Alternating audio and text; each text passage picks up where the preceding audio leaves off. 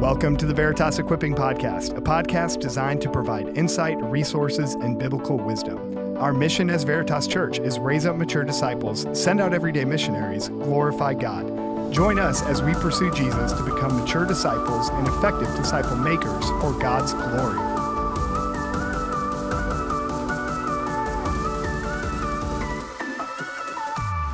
Veritas, welcome to our Equipping Podcast. This is the last in our series on church planting. I'm joined again here with Jordan Howell and Ryan Hill from the SALT Network. Jordan Howell is our church planter that we're excited to send out. So let's talk a little bit about what's next in that endeavor. And to give a little background, back in 2020, there was a lot going on in 2020, if you remember. But before kind of the storm of COVID hit, we were doing... we were probably in the middle of 6-8 month work of kind of honing our 5-year vision as a church. And we wanted to focus in on discipleship that led to ministry multiplication. And we talked about that, seeing that in a few different ways.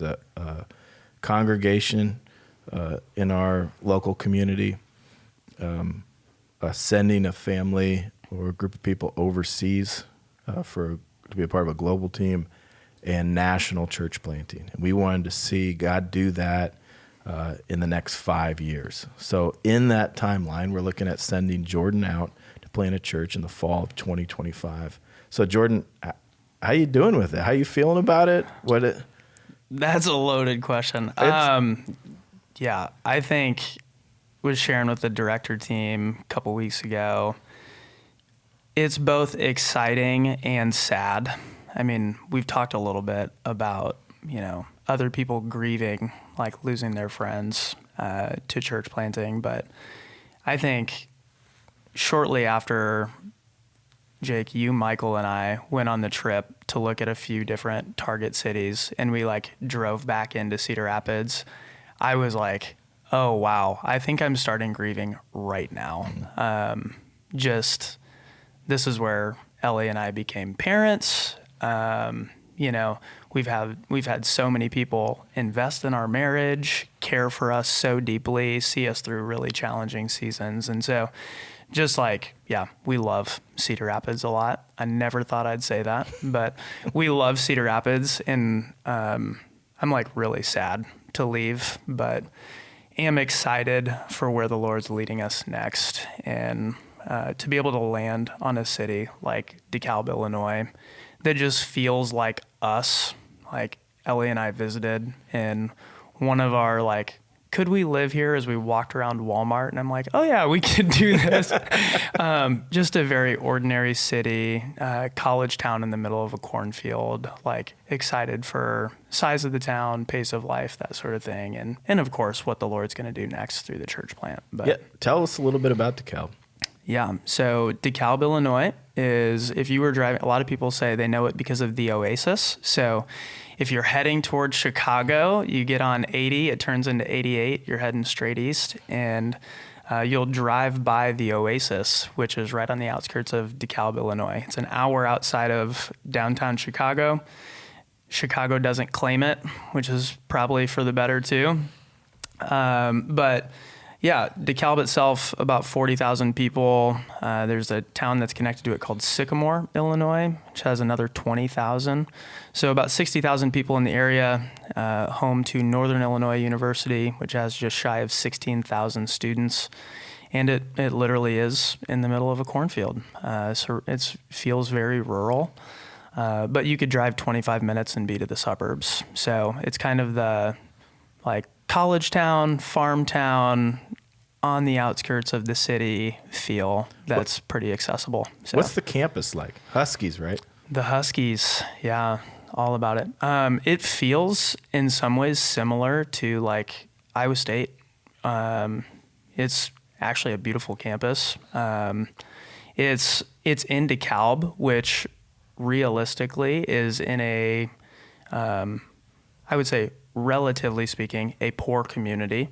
And so there is a unique dynamic between the city of DeKalb and Northern Illinois University, where it's is there any connection between a beautiful campus and a hurting city? And I think there's some unique dynamics there where even though NIU drives a lot of the economics of DeKalb, there doesn't seem to be a lot of relationship between the city and the campus. So would love to see that change and to see how a church plant could be a part of that.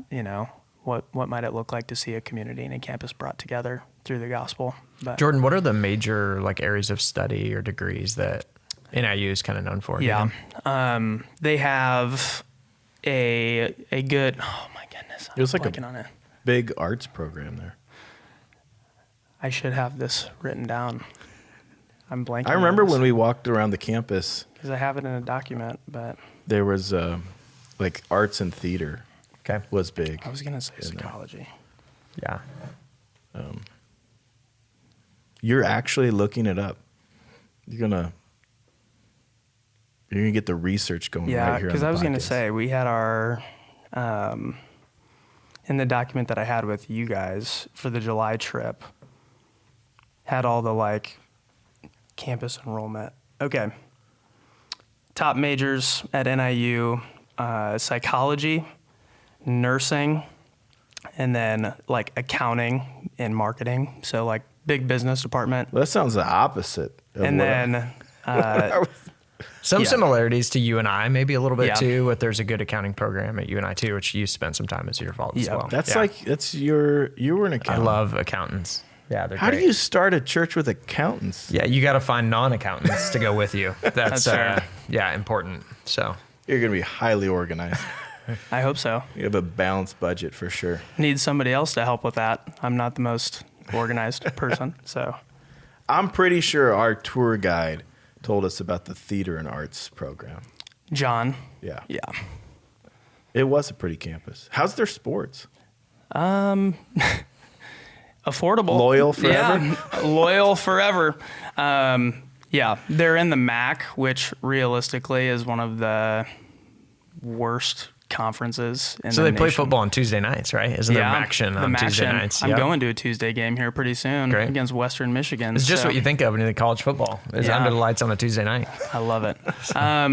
Realistically, their sports programs are not great. They are Division I, which is helpful. Do you know what their best sport is? Were they? Historically, football. They've had good soccer programs before. They've had a good baseball team before. But Jordan Lynch was their quarterback, about 10 years ago, who was I think a Heisman candidate at one point, and they were in the Rose Bowl. I remember that season. So they do have a history of being good at football, but it's 1 year. So Jordan, what won you to DeKalb over some of the other communities and campuses that you considered? yeah, I think several things. Like I had said, Ellie and I seem to really fit there in terms of college town, rural. We're both from small town Iowa, but realistically, when we started the search process, we're what does it look like for us to stay proximate to Cedar Rapids and proximate to family to some degree? So drawing 5-hour radius circles and saying, where's the overlap? Where are college communities?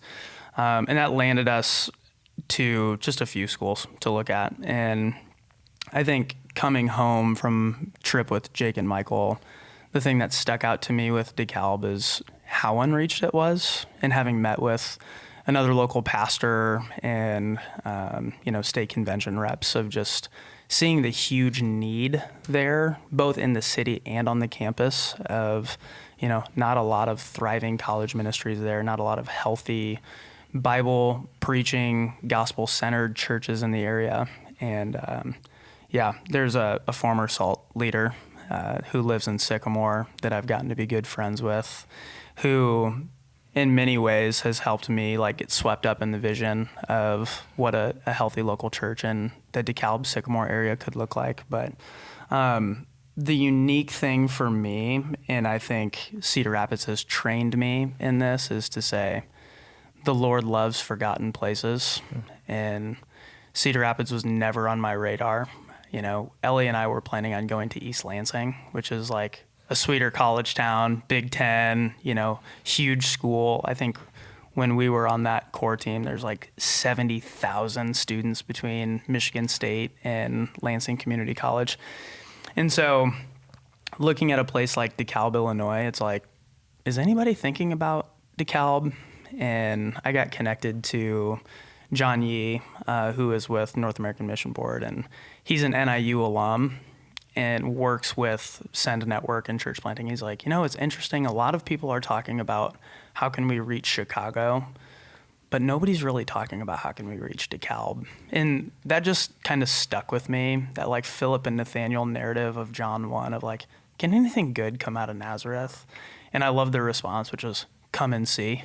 I'm like, I think I might be saying come and see a lot over the course of the next year. So like, could anything really come out of DeKalb, Illinois? Yeah, that's a part of your story that I'm super encouraged by because, as you can imagine, a lot of planters just immediately look, how many students, how good are their sports, what conference are they in? And yet there are places with much less church and college ministry, and they could go to the big university that's got 20 college ministries and decent number of churches, or find a place that nobody's trying to reach and see an incredible gospel impact there. And so super encouraged by that. Yeah. So tell us the timeline. So as I'm recording this podcast, still serving both as Salt Company director and getting ready for church planting, doing church planting training. But Lord willing, come 2024, we'll start to see my way out of the Salt Company world a little bit more as we train up a replacement who will fill in to direct. And then Ellie and I will still be involved here at Veritas, get the opportunity to learn a lot. Jake, from you, from Michael, continue to be on church planting training calls with you, Ryan, and other church planters, and spending time with Jordan Wright, who is our director of sending, and more equipping in 2024. And then again, Lord willing, we will look to move in late spring of 25 with a launch date of sometime in the fall of 2025. So if you see me preaching here on a Sunday, you can't get rid of me yet. I've had a couple people be like, oh, you're back. And I'm like, yes, I'm here for another year and a half at least. So it's hard to, I don't know how to take that. It's like, are you disappointed to see right. me? Why haven't you left yet? Yeah, I thought we were getting rid of you. So how do you want your church to be praying for you in this? Yeah, I think in many ways, was talking about this with Jared Cole, who's planting in Milwaukee, same year that we're going to DeKalb, Illinois. In one sense, it's like, oh, I love that people are praying the big spiritual prayers for like, let's see, the gates of hell pushed back, and let's see more people repent and believe. And yes, please be praying for that, but also like praying the simple things for me and for Ellie and for our boys, which is like, oh, pray for unity in our home. Pray for like the joy of our salvation to be very clear and evident to us. Pray for peace in the midst of what I'm sure will be chaos of moving. Really praying for our own well-being spiritually. I think that will be a huge catalyst to what does it look like for us to lead a healthy church and, Lord willing, see more people experience the joy of their salvation. It's like, let's just pray that it would stay close to us, that we would stay spiritually healthy and united in it. I would add one thing that I pray often for our church planters is we talk a lot about strategy, probably way too much about strategy and methods and practical stuff, but between now and the day that you plant, like if your own personal walk with Jesus, if your relationship with your wife and your family, if that's not super strong and healthy, you could have the best strategy in the world and the church may blow up or may blow your family up. And so just really trying to be, and I think some of that weight even sits here with the Veritas elders, pastors, to really see, we want to help you be ready to plant a good church over the next couple of years. We really want to make sure you're healthy and solid and in a great position in just your own walk with Jesus, because that'll be as critical as any other piece of training that could be done. That's good. What do you want to tell people listening to this podcast that might be wondering if, boy, should I go with Jordan? Oh, that's a great question. I thought I'd throw you a lob. you should pray about it and let's have a serious conversation. I think in the previous episode, we've talked about what does the, maybe vetting process look like. Ellie and I would love to spend more time just getting to know you and hearing more of like, what does this practically look like for you? And honestly, like, would this be best for you? I almost appreciate kind of an anti-sales pitch, because then it's like, if the Lord's really calling you to it, you will come. So in some ways, I might try and talk people out of it, like pray through it, but I want you to count the cost before you come. And I mean, that's another thing that we loved about going to DeKalb, Illinois, is like, no one's going on an adventure to DeKalb, Illinois. So I love that even as we cast a vision for what would it look like to move to DeKalb, Illinois, like some of the guys I've been talking to are like, man, I'm going to have to leave some of my guns with my family in Iowa, but that's a more realistic, like, you're going to enter into that knowing that it cost you something. So when your boots are on the ground, you're going to be like, I'm glad I'm here. I did it. So have a conversation with us. We'd love to help you count the cost and just, take inventory on what this might look like. Jordan, there feels to be some similarity with our student leader process in Salt Company, where we'll look at students and say, hey, you may not make it. It may not be what's best for you, but going through the process will be really fruitful for your soul. Yeah. And so for somebody to say, God, I'm willing to put my yes on the table if you want me to do that, and then to go through the process of conversations with people who have godly wisdom around them and earnest time in prayer with their family, it'll give God an open door to root out some stuff that's in their life and to maybe cause them to want to move, but also maybe want to just grow them as a follower of him and as a leader here in Cedar Rapids. And so it's a good process to go through, even if the end result is not moving. Yeah, that's great. I was just listening to a sermon yesterday. Sam Alberry, originally a preacher from the UK, doing ministry in Nashville now, and he was teaching on Romans 8:28 and 29, and felt really shepherded in that.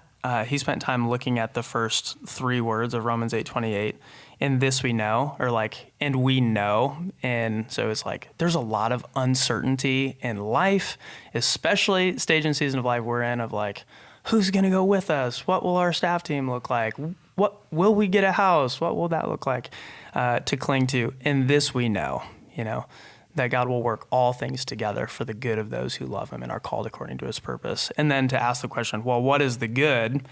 And it's to be conformed into the image of his son. And so he had this quote that I wrote down: there is nothing better that God could do for you than to make you look more like Jesus. And it's like, that's the discernment process, whether it's like you stay or you go, like God is going to use that to help make you look more like Jesus. Wouldn't that be great? Like, let's discern that together. And at the end of the day, everybody wins, whether you stay or whether you go. Yeah. Amen. That's wonderful.